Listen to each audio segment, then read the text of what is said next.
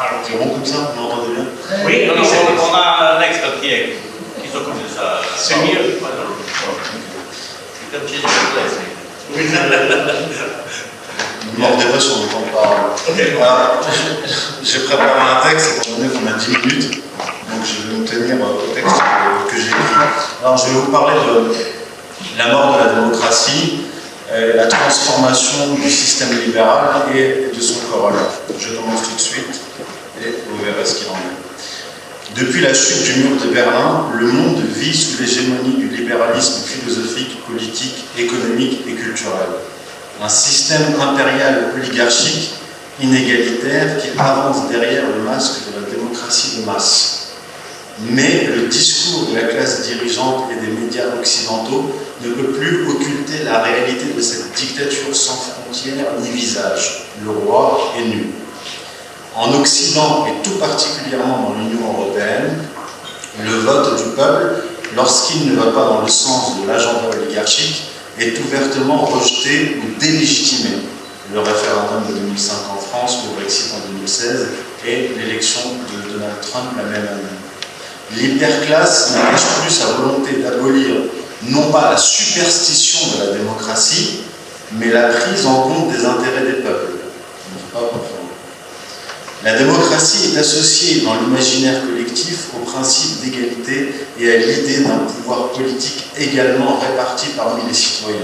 Or, dans la Grèce antique, là où elle est née, la démocratie ne fut jamais atteinte.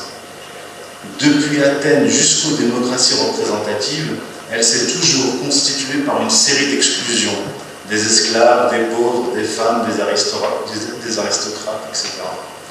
Et aujourd'hui, la démocratie exclut le peuple lui-même dans sa grande majorité.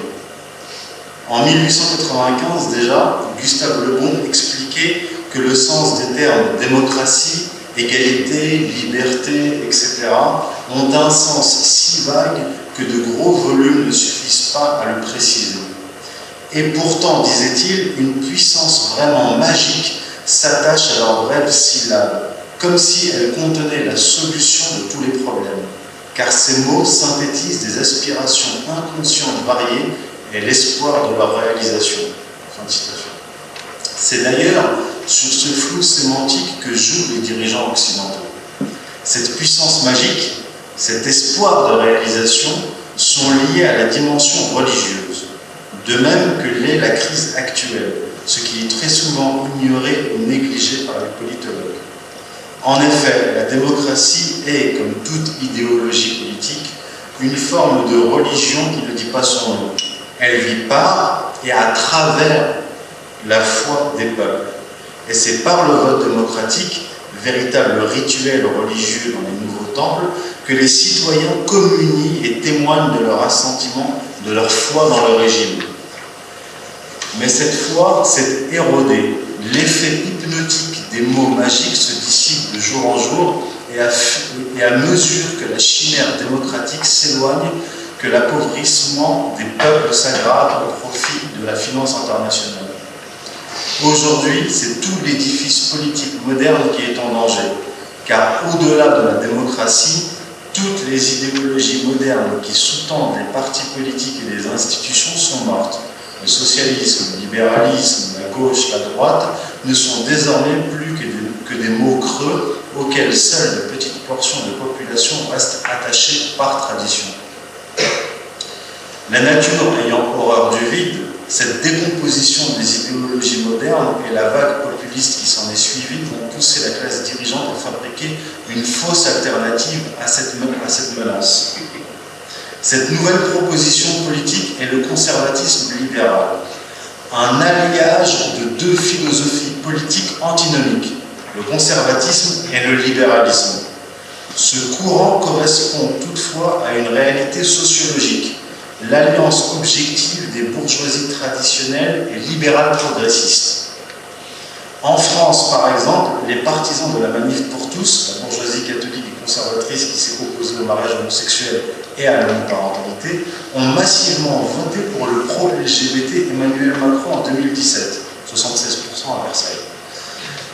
Et de la même façon, l'électorat de la gauche bourgeoise, opposé verbalement à la finance internationale, a voté au second tour pour le candidat, ce banquier estampillé Rothschild. 52% des électeurs de Mélenchon ont voté pour Macron au second tour des élections de 2017. Aux États-Unis, on retrouve le même schéma. Les démocrates progressistes, comme les républicains conservateurs, s'opposent, sauf exception, au protectionnisme économique qui permet de sortir les prolétaires et les classes moyennes de la pauvreté, mais également de sauver l'économie nationale. Le philosophe français Jean-Claude Michéa résume ainsi la contradiction des conservateurs libéraux. On peut difficilement concilier l'idée que le dimanche est le jour du Seigneur ou des activités familiales et l'idée qu'il devrait être un jour ouvrable comme les autres. Le modèle économique vise d'abord à produire, vendre et acheter tout ce qui peut être produit ou vendu, qu'il s'agisse d'un écran plat, d'une kalachnikov ou du ventre d'une mère porteuse. Fin de citation.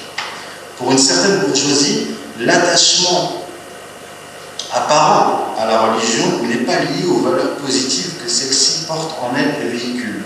Parfois, c'est le contraire. Par exemple, en France, la bourgeoisie voltairienne anticatholique du XVIIIe siècle s'était partiellement recatholicisée au XIXe, non pas parce qu'elle avait retrouvé la foi, mais par peur de la révolution sociale qui pouvait mettre en péril ses intérêts. Cette bourgeoisie qui s'est alliée dans la même période aux cosmopolites, ayant travaillé à l'élaboration et à la diffusion dans toute l'Europe de la doctrine libérale du philosophe Claude-Henri de Rouvroy de Saint-Simon, 1760-1825, et qui a contribué à établir la domination du capitalisme bourgeois au XIXe siècle. Cette bourgeoisie qui se part de valeurs traditionnelles est, dans la pratique, plus libérale que conservatrice, plus matérialiste que religieuse, et elle se situe aux antipodes du catholicisme social qui méprisait l'argent et encourageait chez les privilégiés le sentiment de responsabilité vis-à-vis des pauvres.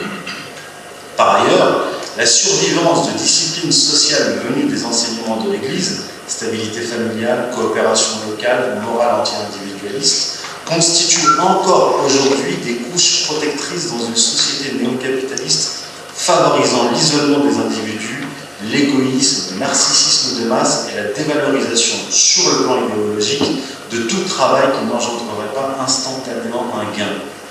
Au-delà de leur discours, les deux bourgeoisies, de gauche et de droite, font front commun pour protéger leur portefeuille contre l'intérêt national, contre le peuple. Partant de cette réalité historique et sociologique, l'alternative à proposer et à définir, logiquement, est un conservatisme social, c'est-à-dire la cohérente combinaison des valeurs traditionnelles et d'un protectionnisme socio-économique et culturel.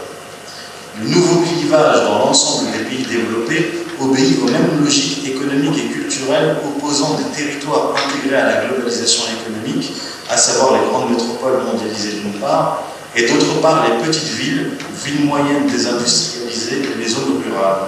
Là d'où part la vague populiste, là où vit la majorité composée de la classe ouvrière, des paysans et des classes moyennes qui souffrent de la globalisation.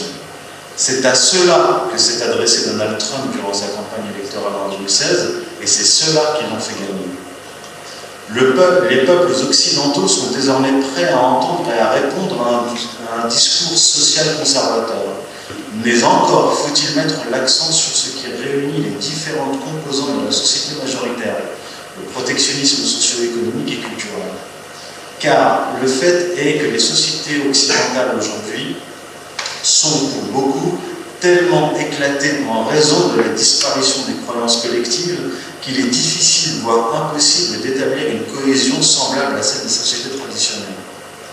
Le communisme et le républicanisme promettaient le paradis égalitaire immédiat sur Terre.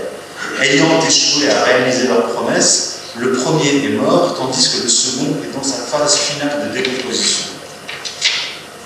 A l'inverse, le catholicisme et l'orthodoxie permettaient par le baptême et les œuvres le salut et la félicité éternelle dans l'au-delà, mais ils garantissaient également sur Terre une protection sociale.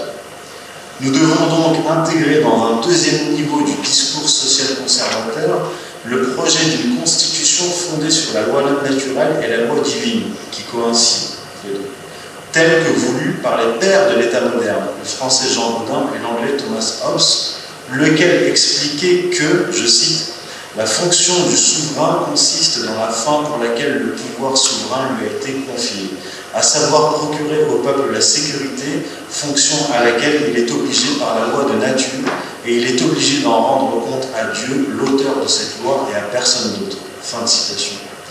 C'est ce que demandent aujourd'hui les peuples, des dirigeants et des lois qui leur procurent la sécurité face aux serpents globalistes. Je vous remercie.